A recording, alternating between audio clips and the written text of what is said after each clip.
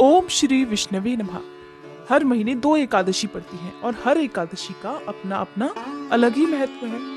मार्गशीर्ष महीने के कृष्ण पक्ष की एकादशी को उत्पन्ना एकादशी कहा जाता है। मान्यताओं के अनुसार इस दिन एकादशी माता का जन्म हुआ था और इसीलिए इस एकादशी का नाम उत्पन्ना एकादशी पड़ गया। मान्यता है कि इस व्रत को रखने से जीवन में सुख और समृद्धि आती है। पौराणिक कथाओं के अनुसार इसी दिन माता एकादशी ने मुर नाम के राक्षस का अंत किया था और एकादशी माता भगवान विष्णु का ही स्वरूप मानी जाती है। जो भी भक्त एकादशी का व्रत प्रारंभ करना चाहते हो उनके लिए आज का दिन बहुत खास है। आज के दिन से ही आप एकादशी व्रतों की शुरुआत कर सकते हैं। व्रत रखने वाले भक्तों को एक दिन पहले यानी कि दशमी तिथि की रात में भोजन नहीं करना चाहिए। एकादशी के दिन प्रातःकाल उठकर स्नान करने के बाद व्रत का संकल्प लेना चाहिए। इसके बाद भगवान विष्णु और भगवान कृष्ण का पूजन करना चाहिए। उन्हें पुष्प, जल, धूप, दीप अर्पित करना चाहिए। इस दिन अक्षत का प्रयोग पूजा में नहीं किया जाता है और भगवान को भी केवल फलों का ही भोग लगाया जाता है। धूप दीपक जलाकर व्रत की कथा पढ़नी और सुननी चाहिए और भगवान विष्णु का ध्यान करना चाहिए। दिन भर उपवास करके रात में पूजा करने के बाद अगर संभव हो तो रात्रि जागरण करना चाहिए, भजन कीर्तन करना चाहिए और अगले दिन द्वादशी तिथि को व्रत का पारण करना चाहिए यानी कि एकादशी का व्रत खोलना चाहिए।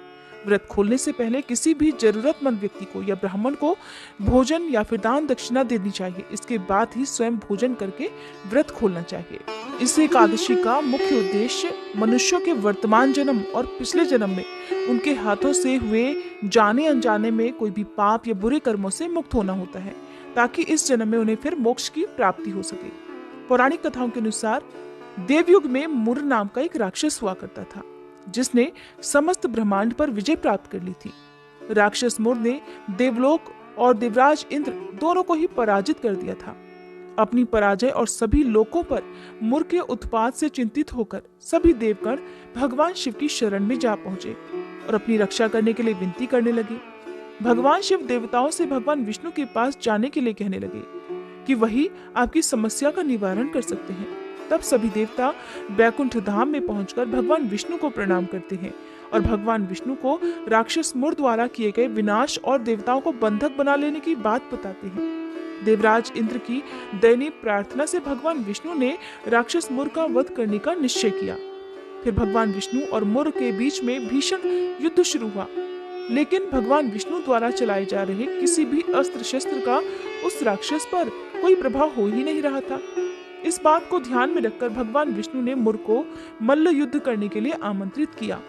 दोनों के बीच यह युद्ध भी लगभग 1000 वर्ष तक चलता रहा, पर भगवान विष्णु भी अब मुर की शक्ति के आगे थकने लगे थे।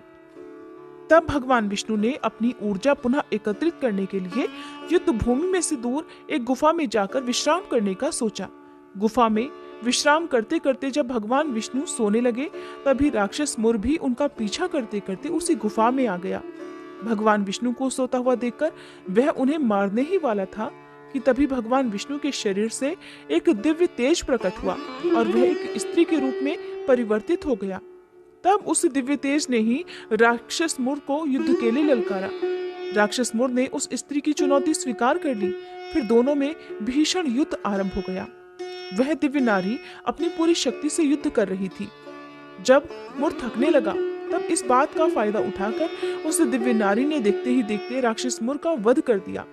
युद्ध के कुछ समय के बाद जब भगवान विष्णु की निद्रा टूटी तब उन्होंने उस दिव्य स्त्री से पूछा कि वह कौन है और किसने इस राक्षस का वध किया। तब उस दिव्य तेज रूपी देवी ने कहा कि हे प्रभु, यह मुर नाम का दैत्य आपका वध करने जा रहा था।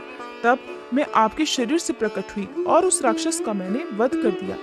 ये सुनकर भगवान श्री हरि अत्यंत प्रसन्न हुए और उन्होंने देवी से वरदान मांगने के लिए कहा, जिस पर देवी ने कहा कि मेरी उत्पत्ति का ये दिन हे प्रभु मंगल सूचक होना चाहिए, जिससे कि आपके भक्त जब अपने निवास की कामना करें तो शीघ्र पहुंच सके और आपके साथ ही भक्त मेरी भी इस दिन पूजा करके मोक्ष को प्राप्त कर सके।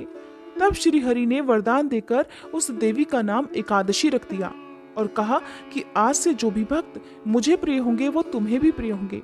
तभी से इस दिन को उत्पन्ना एकादशी या उत्पत्ति एकादशी के नाम से जाना जाता है।